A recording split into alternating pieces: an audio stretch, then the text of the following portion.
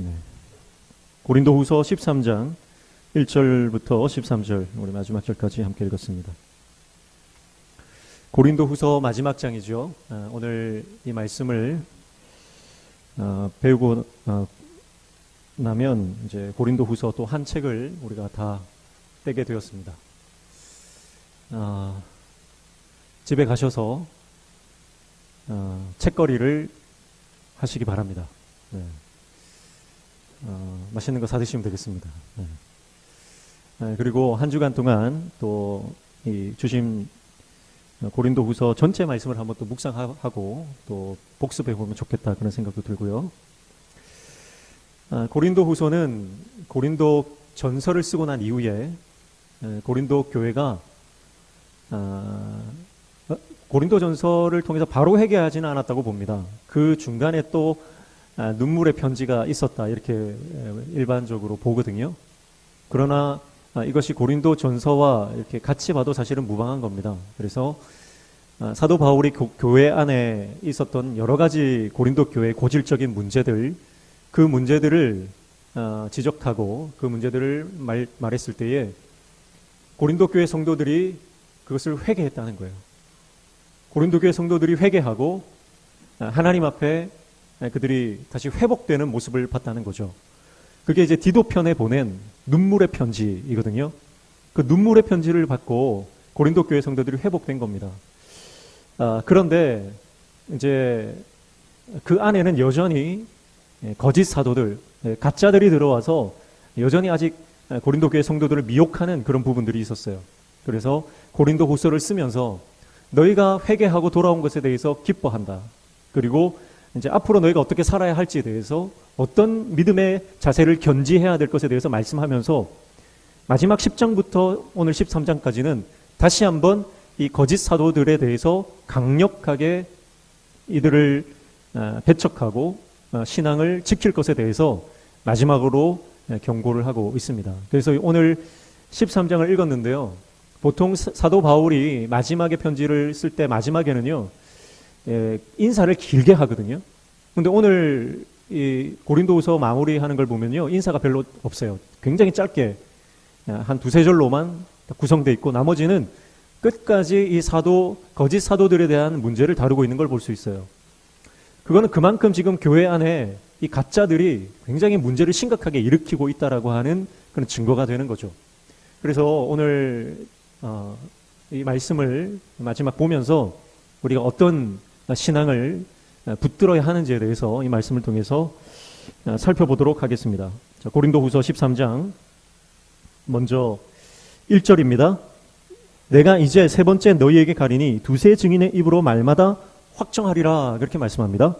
자, 두세 증인의 입으로라고 하는 것은 모세의 율법의 토라에 기록된 어떤 사람이 죄가 있다라고 했을 때 혼자서 확증할 수 없어요. 그래서 반드시 두세 증인이 필요합니다. 증인이 있어야만 그 사람에 대한 어떤 형이 확정될 수가 있거든요. 자, 두세 증인의 입으로 확정하겠다는 겁니다. 자, 그러니까 누구에 대해서 그런 거죠? 여전히 거짓 사도 편에 서 있는 사람들입니다. 자, 2절 보세요. 내가 이미 말하였거니와 지금 떠나 있으나 두 번째 대면하였을 때와 같이 전에 죄 지은 자들과 그 남은 모든 사람에게 미리 말하노니 내가 다시 가면 용서하지 아니하리라. 자, 다시 가면 용서하지 않겠대요. 이제 세 번째 방문을 앞두고 있거든요. 세 번째 내가 갈 건데 그때 너희가 회개하지 않고 있으면 내가 용서하지 않겠다. 용서의 사람, 정말 사랑의 사도. 바울은 정말 교회를 사랑했고 교회를 위했고 그런데 용서하지 않겠다는 거예요. 갑자기 왜 태도를 돌변했을까 이렇게 생각될 수 있지만 여러분, 이건 사도 바울이 태도를 돌변한 게 아닙니다. 여기서 말하는 2절에 말하는 전에 죄 지은 자들, 이 전에 죄 지은 자들은 바울의 눈물의 편지에도 회개하지 않은 사람들을 말하는 거예요. 그리고 그 남은 모든 사람은 지금까지도 거짓 사도들의 편에 서서 그들을 옹호하고 그들의 주장에 찬동하는 사람들을 말하는 겁니다. 그러니까 이들은 회개의 기회가 있었음에도 불구하고 마음이 완악해서 끝까지 회개하지 않는 사람을 말하죠. 그런 사람은 어떻게 된다는 거예요? 사도 바울이 고린도 교회를 방문했을 때 반드시 징계할 것이다, 그 말씀을 하는 거예요. 여러분, 회개는 기회가 있습니다. 그 말은 기회가 없어지면, 시간이 지나면 기회가 사라질 수 있다는 말이에요. 여러분, 우리가 하나님 앞에 회개하고 돌이킬 기회가 있어요. 그러나 그 기회를 잡지 못하면 그 뒤에는 심판이 있습니다. 하나님은 사랑의 하나님이십니다. 그러나 그 하나님의 사랑을 우리가 받아들이지 않고 여전히 완악하게 죄 가운데 있으면 하나님은 공의의 하나님이시기 때문에 우리를 징계하시고 심판하실 수밖에 없는 거예요. 그래서 사랑의 하나님이시지만 동시에 공의의 하나님이신 이 하나님의 성품을 우리가 잘 이해해야 합니다. 하나님은 우리를 사랑하십니다. 끝까지 사랑하십니다. 그러나 그 기회를 끝까지 차버리는 사람은 하나님의 그 용서 안으로 들어갈 수가 없다는 거죠.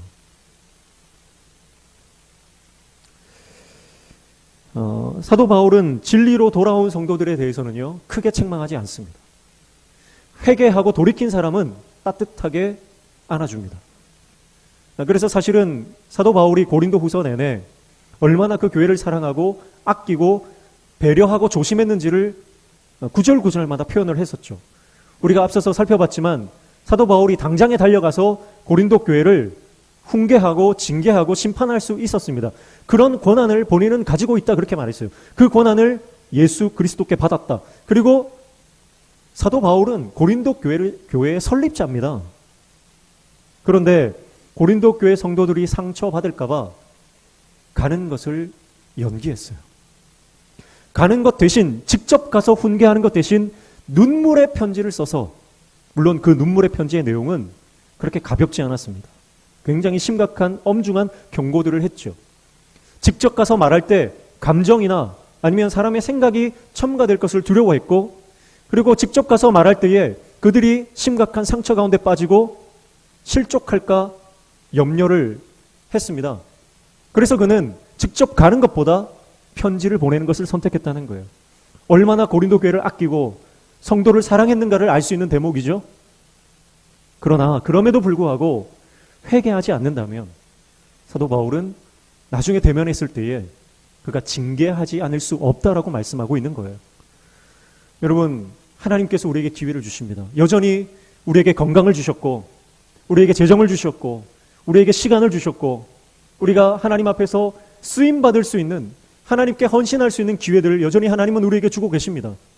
그런데 여전히 그 부르심에 우리가 응답하지 않고 여전히 세상 죄에 빠져서 세상의 것과 더불어 향락 가운데 빠져 있다면, 지금은 편지로 우리가 글로 보지만요, 이게 하나님의 편지 아닙니까? 하나님이 이 편지를 우리에게 보내주셨어요. 우리는 이 편지를 보고 있지만 언젠가는 하나님을 대면할 것입니다. 사도 바울이 고린도 교회에 편지를 보내서 성도들이 편지를 봤던 것처럼 편지를 보고 회개할 기회가 지금 우리에게 동일하게 주어진 거예요. 이 말씀이 우리에게 주어진 것은 우리가 주님 앞에 돌이키고 회개하고 헌신할 기회입니다. 그러나 우리가 주님과 대면하여 만날 때가 반드시 온다는 거예요. 주님이 오시든지 아니면 우리가 주님이 계신 곳으로 가든지, 우주적 종말이 오든지 개인적 종말이 오든지, 우리는 반드시 머지않은 때에 주님 앞에 설 것입니다. 여러분, 그때 주님은 우리에게 회개에 합당한 열매를 구하시는 거예요.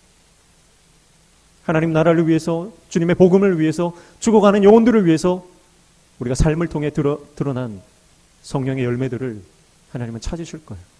그때 우리가 내놓을 것이 없다면 우리는 주님 앞에 징계를, 심판을 면치 못한다라고 하는 것이죠.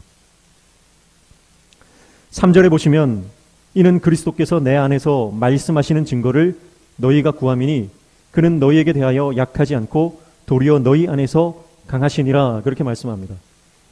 자, 그리스도께서 너희에게 대하여 약하지 않다, 도리어 너희 안에서 강하시다, 그렇게 말씀하죠. 자, 거짓 사도들은 사도 바울이 약한 사람이다, 부족한 사람이다, 형편없는 사람이다, 그렇게 말했어요. 그러나 예수님이 약하지 않다는 거예요. 예수님이 십자가에서 죽으실 때는 약한 것처럼 보였습니다. 그러나 부활하시면서 그의 강함이, 하나님의 영광이 드러났다는 거죠. 자, 그런 것처럼 4절 보십시오. 그리스도께서 약하심으로 십자가에 못 박히셨으나 하나님의 능력으로 살아계시는 우리도 그 안에서 약하나 너희에게 대하여 하나님의 능력으로 그와 함께 살리라, 그랬습니다. 사도 바울이 약했던 것, 사도 바울이 겸손하게 끝까지 자기를 낮췄던 것, 그거 누구 때문이라는 거예요? 성도들, 너희들을 위함이다. 그러나 내가 너희들을 만나는 그때에 대면할 때에는 예수께서 부활하셔서 그의 능력을 드러내셨던 것처럼 그리스도의 강함이 우리 안에서 드러날 것이다.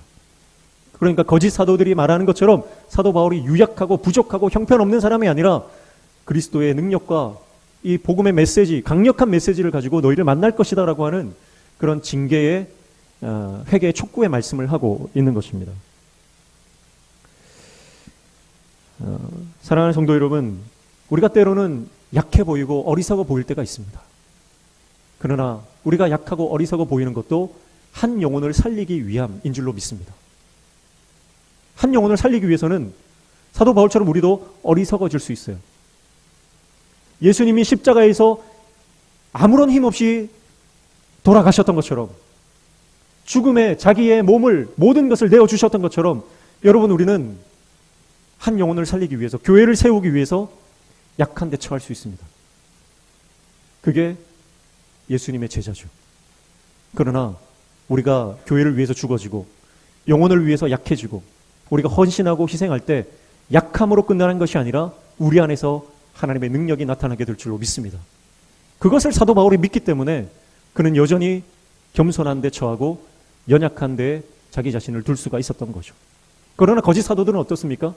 그들은 여전히 높아지려고 있고, 그들은 여전히 사람들에게 군림하려고 있고, 그들은 자신들의 어떤 권위를 가지고 고린도 교회 성도들을 통제하려고 했습니다. 그러나 사도 바울은 그렇지 않았다는 것이죠. 5절 말씀에 보면 너희는 믿음 안에 있는가? 너희 자신을 시험하고 너희 자신을 확증하라. 예수 그리스도께서 너희 안에 계신 줄을 너희가 스스로 알지 못하느냐? 그렇지 않으면 너희는 버림받은 자니라. 그렇게 말씀합니다. 자, 믿음 안에 있는가? 너희 자신을 확증하라. 그렇게 말씀하고 있습니다. 자, 스스로에게 믿음이 있는지를 스스로 검증하라는 말씀이에요. 믿음이 있는지를 검증하라는 거예요. 예수 그리스도가, 우리의 구원자이신 메시아가 그들 안에 있는지, 내 안에 있는지를 검증하는 것입니다. 여러분, 고린도 교회 성도들은요, 은사가 풍부한 교회였습니다. 방언의 은사, 예언의 은사, 여러 가지 은사들이 그 안에 있었죠. 그러나 사도 바울이 요구하는 것은 너희 안에 은사가 있는지 검증하라가 아니에요. 너희 안에 믿음이 있는지를 검증하라는 거예요. 여러분, 믿음이 가장 중요한 줄로 믿습니다. 믿음은 곧 예수 그리스도시고요.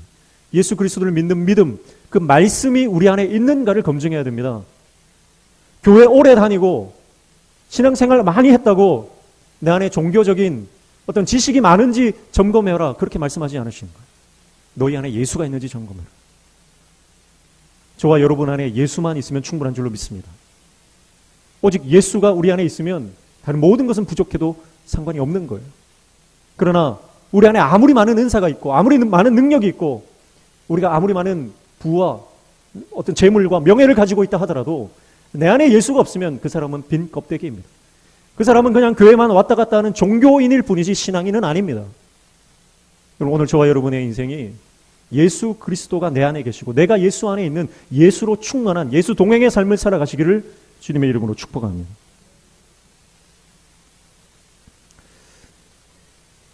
그러니까 사도 바울이 이 말을 하면요, 고린도 교회 성도들은 사실은 기분 나쁠 수 있거든요. 누구보다 능력이 많다 생각했고, 누구보다 하나님의 은혜를 많이 받았다 생각했고, 그들 안에 내세울 만한 그런 능력들, 은사들이 많다라고 자부했던 교회이기 때문에 너희 안에 믿음이 있는지 예수가 있는지 점검하라고 하는 말을 들을 때에 그들은 기분 나쁠 수 있는 거예요. 그러나 사도 바울은 이제 이 거짓 사도들에 대한 강력한 경고를 하면서 이 문제를 반드시 짚고 넘어가야 된다, 그렇게 말씀하는 거예요. 제가 만약에 그런 질문하면 여러분들 어떠시겠습니까? 기분이 어떠시겠어요? 당신 안에 예수가 있습니까? 내가 목사인데, 내가 장로인데, 내가 권사인데, 내가 집사인데, 내가 모태신앙인데, 내가 몇 대째 지금 예수 믿는 가문에서 내가 신앙생활하고 있는데 그런 소리 하냐고 아마 으름장을 놓을 수 있을 거다, 그렇게 생각이 됩니다. 그러나 여러분, 끊임없이 점검해야 됩니다. 내가 예수 안에 있는지, 내 안에 예수가 있는지, 여러분, 우리가 예수 안에 거할 때만 우리 삶에 열매가 나타납니다. 가지가 줄기에 붙어 있을 때만 열매를 맺는 거예요. 우리는 스스로 열매를 맺을 수 없는 존재들입니다. 오직 말씀에 완전히 착 달라붙어 있어야만 여러분, 우리는 열매를 맺을 수 있는 존재예요. 내 철학과 내 경험과 내 지식에 붙어 있으면 안 됩니다. 예수께 붙어 있어야 됩니다.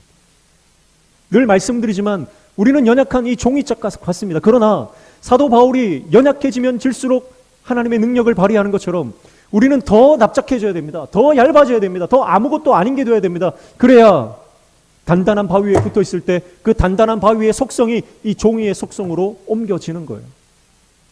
단단한 바위에 붙어 있는 종이는 아무리 불을 붙여도 붙지 않고요. 찢으려야 찢을 수가 없는 것처럼 우리가 예수께 붙어 있으면, 밀착하여 완전히 단단히 붙어 있으면 세상이 우리를 어떻게 할 수 없는 거예요. 말씀의 사람 되시기를 축복합니다. 내 안에 예수가 있는지 없는지 날마다 말씀으로 자기 자신을 점검하라 하는 거예요.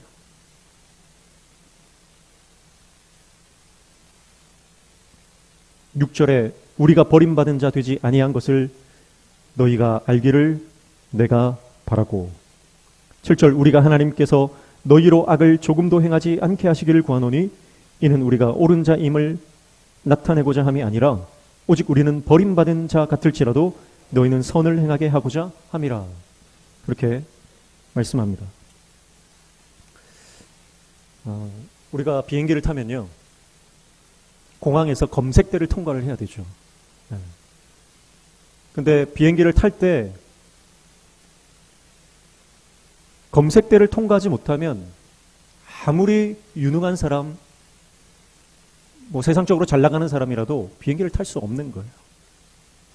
그 검색대를 통과해야만 됩니다. 그런데 어떤 사람이 그 검색대를 통과하나요? 기내에 반입 물품을 가지고 있지 않은 사람이 통과하는 거죠. 여러분, 기내에 반입해야 될 물건을 가지고 있다면, 반입하면 안 되는 물건을 가지고 있다면, 위험한 물건을 가지고 있다면 그것이 아무리 크든지 작든지, 그것이 양이 많든지 양이 적든지 상관없이 그 사람은 비행기를 타지 못하는 겁니다.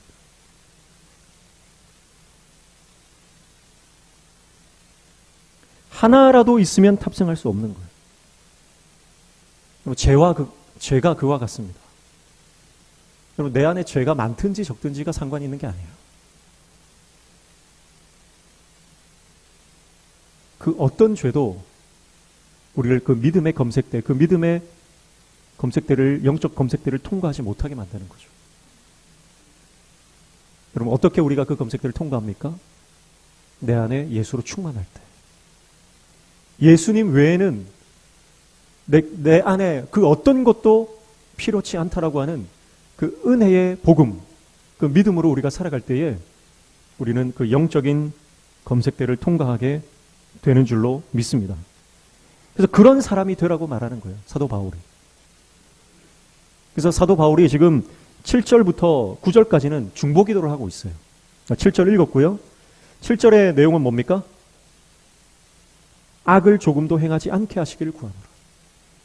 악을 조금도, 그러니까 조금이라도 있으면 통과하지 못한다는 거예요. 이것은 완전 무결한 삶, 완전한 삶을 살아라는 얘기가 아니고요. 내 힘을 의지하지 말고 오직 예수님께만 나의 소망이 있음을 인정하고 가라는 거예요. 내가 할 수 있다, 내가 내 인생 책임질 수 있다라고 하는 생각을 버리라는 거죠. 우리가 새벽에 살펴봤지만 여러분, 맹세하지 말라 그랬어요. 맹세하지 말라. 왜 맹세하지 말라고 하는 겁니까?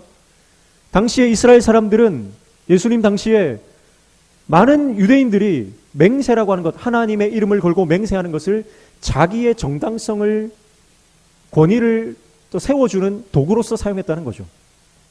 그래서 하나님의 이름을 모독했다는 겁니다. 하나님을 수단으로 전락시킨 거예요.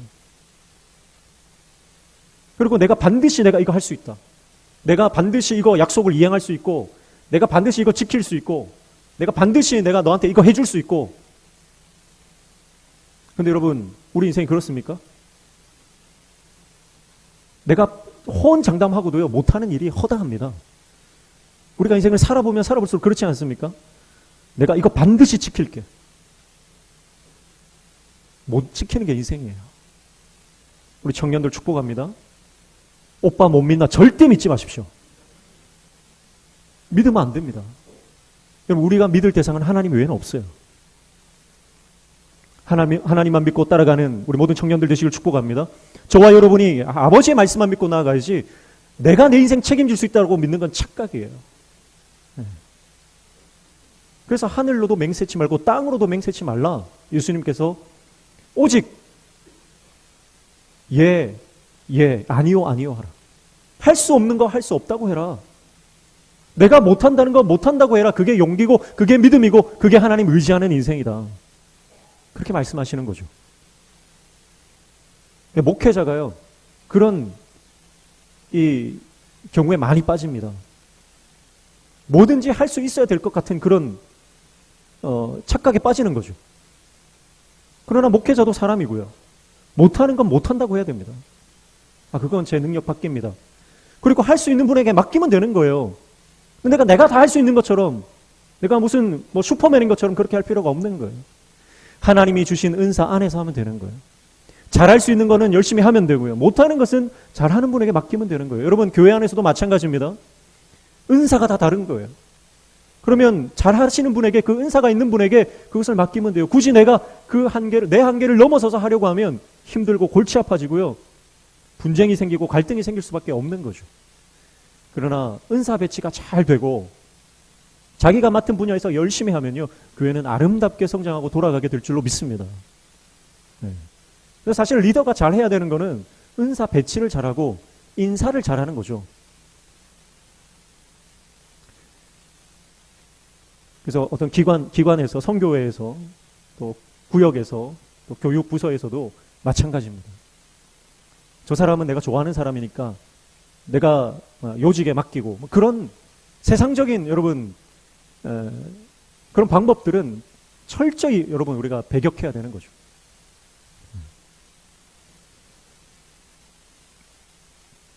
악을 조금이라도 버리고, 그리고 마지막에 보면 선을 행하게 하고자 합니다. 고린도 교회 성도들이 하나님 앞에서 선한 열매를 많이 맺기를 원하는 사도 바울의 절절한 마음, 교회를 사랑하는 그 마음이 얼마나 지금 뜨거운지를 볼 수가 있죠. 또 8절에 우리는 진리를 거슬러 아무것도 할 수 없고 오직 진리를 위할 뿐이니, 9절에 우리가 약할 때에 너희가 강한 것을 기뻐하고 또 이것을 위하여 구하니 곧 너희가 온전하게 되는 것이라. 그렇게 말씀합니다. 자, 너희가 강하게 되는 것을 위해서 나는 약해지겠다, 우리는 약해지겠다. 우리라고 하는 것은 사도 바울과 그 측근에 있는 동역자들, 함께 선교 활동을 하고 있는 동역자들을 말하죠. 대표적으로 디도 같은 인물이죠. 자, 우리는 진리를 위해서 일할 뿐이다.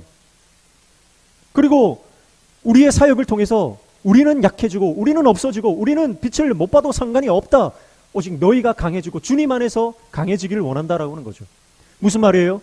사도 바울은 교회가 살아날 수 있다면, 성도가 회복될 수 있다면 자기 권리를 다 포기하겠다 이 말이에요.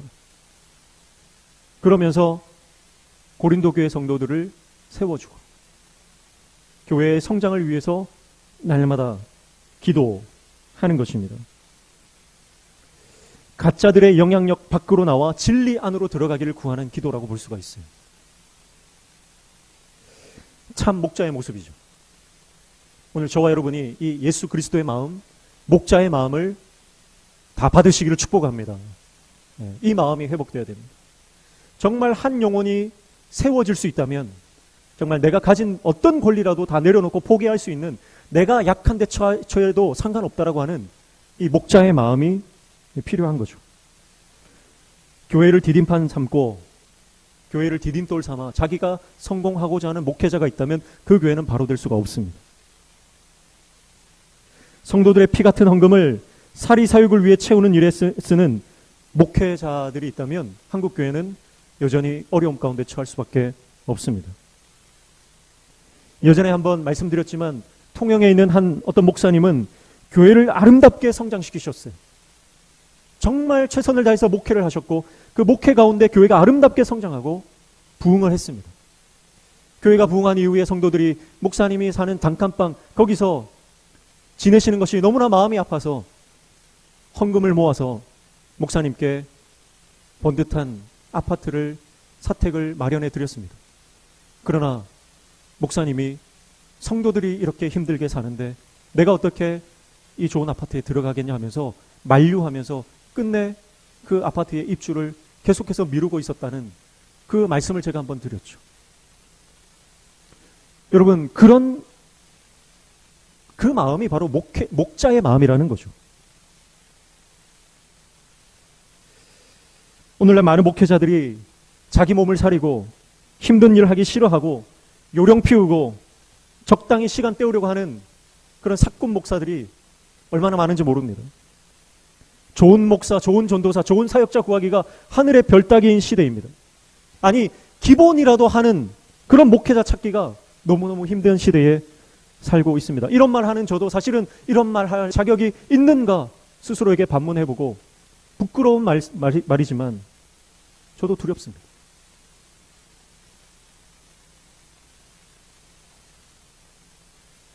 냉정하게 생각해보면 좋은 목회자 되려면 저도 한참 멀었습니다. 사랑하는 성도 여러분, 오늘 저와 여러분의 삶이 그래도 말씀 앞에서 조금씩 말씀과 가까워지기를 축복합니다.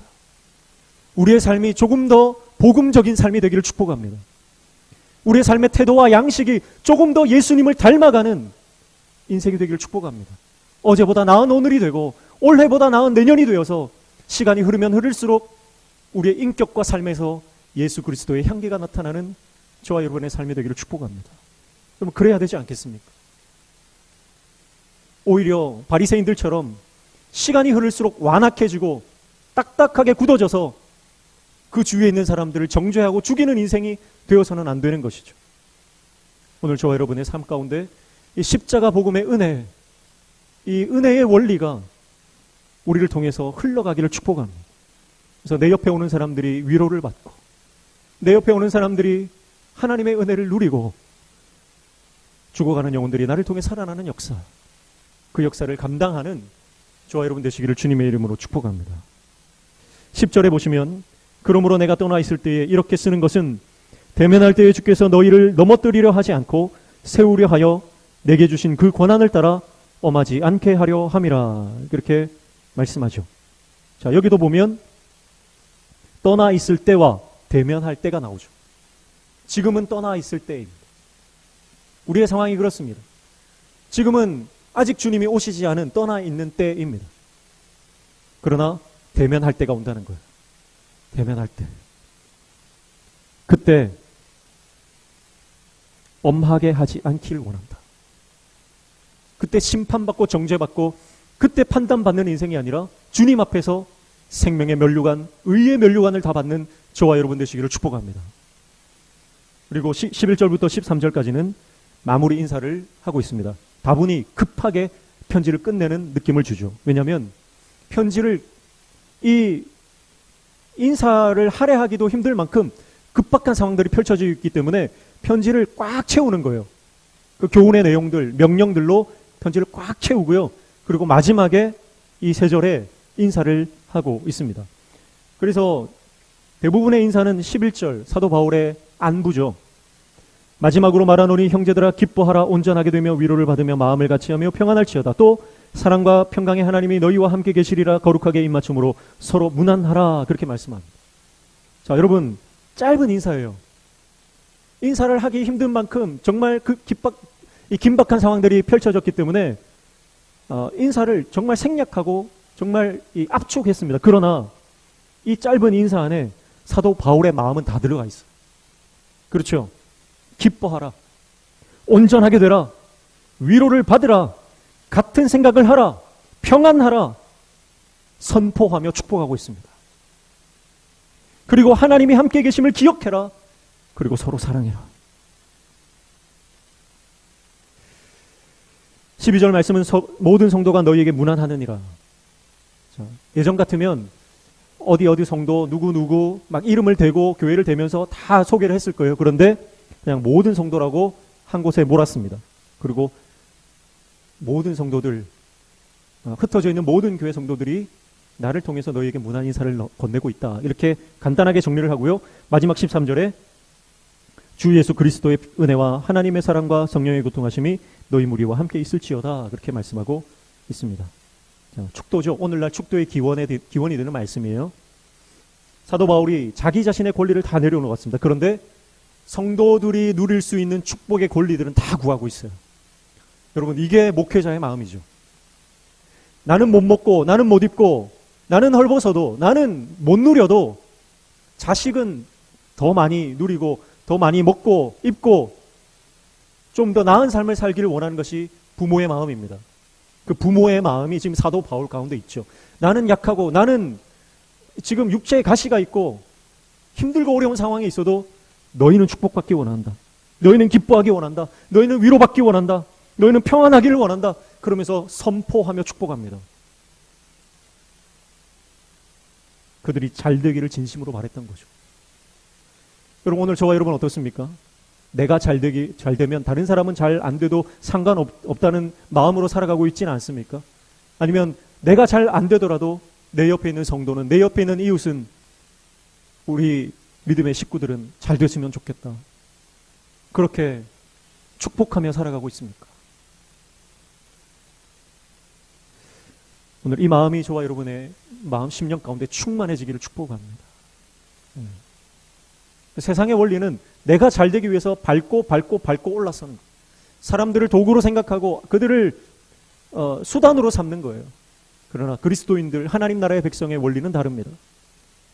내가 좀 못 먹어도 내 것을 나누어 주고 그들을 위해서 축복하고 중보하며 그렇게 베풀며 선대하며 환대의 삶을 사는 것, 그것이 바로 하나님 나라 백성의 삶인 줄로 믿습니다. 성도들이 온전해지기를 바라는 사도 바울의 관심, 그 뜨거운 사랑, 그 사랑이 회복되어질 때에 오늘 우리 교회도 하나님 안에서 놀라운 회복과 성장을 맛보게 될 줄로 믿습니다. 그리고 삼위 하나님의 역사하심이 오늘 우리 인생 가운데도 동일하게 펼쳐지게 될 줄로 믿습니다. 송해 선생님이 작년에 작고하셨죠. 송해 평전이 있더라고요. 송해 평전을 보면 이런 이야기가 나옵니다. 생전에 그는 만 20살 아들이 뺑소니 차에 치여 사망한 사건이 있었습니다. 충분히 추적을 계속했으면 잡을 수도 있었다라고 사람들이 말합니다. 그 사고 당시에 그 MC 허참도 그 자리에 있었다라고 합니다. 그래서 목격자들이 많았다는 거예요. 그런데 추적을 포기했습니다. 왜냐하면 송해 선생님이 뺑소니 차가 트럭이라고 하는 이야기를 들었기 때문입니다. 그래서 그는 생전에 이렇게 말했습니다. 트럭을 운전하는 사람이면 생활이 넉넉한 사람은 아니었겠지. 내가 그 사람 찾으면 그 사람 가족은 또 무슨 수로 생계를 유지하냐고. 그래서 포기했어. 그렇게 얘기했다고 합니다. 물론 뺑소니 그 사고를 낸 사람이 잘했다, 잘못했다, 그런 측면에서 말하는 것은 아닙니다. 송해 선생님이 평생을 어떤 마음으로 사셨는가, 그 말을 하고 싶은 거예요. 자기 아들을 차에 치고 도망간 그 사람의 생계마저 걱정하는 그의 따뜻한 마음이 어쩌면 온 국민을 웃음을 주고 행복하게 했던 그런 웃음의 그런 행복을 전달해주는 그런 삶을 살지 않았나, 그렇게 생각합니다. 온 국민에게 전국 노래장을 외치며 웃음을 선사했던 그에게 사실은 서민들이 가지고 있었던 눈물과 애환이 배어 있었다라고 하는 사실은 아는 사람들은 다 아는 사실이죠. 제가 참 감사했던 것은 송해 선생님의 부인이셨던 석옥이 권사님, 그녀는 18년도에 돌아가셨습니다. 평생의 기도 제목이 남편의 구원이었습니다. 석옥이 권사님과 딸들과 손녀들은 송해 선생님을 위해서, 남편을 위해서, 아버지를 위해서, 그 영혼이 구원받기를 위해서 간절히 기도했다고 합니다. 송해 선생님은 작고하기 전 예수님을 영접하고 천국에 가셨습니다. 그래서 기독교장을 치렀다고 소식을 들었습니다. 사랑하는 성도 여러분, 우리 인생 하나님이 책임지십니다. 내가 베풀면 하나님이 갑절로 채워주실 줄로 믿습니다. 손해보는 것 같지만 손해보는 것 아닙니다. 나누고 베풀수록 천국의 상급이 쌓이는 것입니다. 그리고 이 땅 가운데서도 우리는 하나님의 영광을 보게 될 것입니다. 어디에 시선을 두고 살아가느냐가 중요하죠. 어디에 시선을 두고 살아가느냐. 오늘 우리의 시선이 예수 그리스도를 향하기를 축복합니다. 예수 그리스도의 십자가를 바라보기를 축복합니다. 그리고 하나님께서 이 땅에서 조건 없이 모든 것을 내어주셨던 것처럼 우리도 우리가 받은 것, 거저 받은 것인 줄 알고 베풀고 나누며 헌신하며 섬기며 살아갈 수 있는 하나님의 종들 다 되시기를 축복합니다.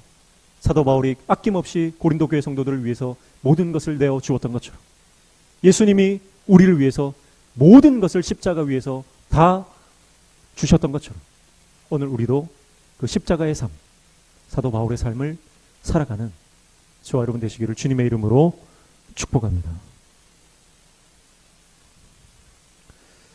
찬양하겠습니다. 357찬입니다.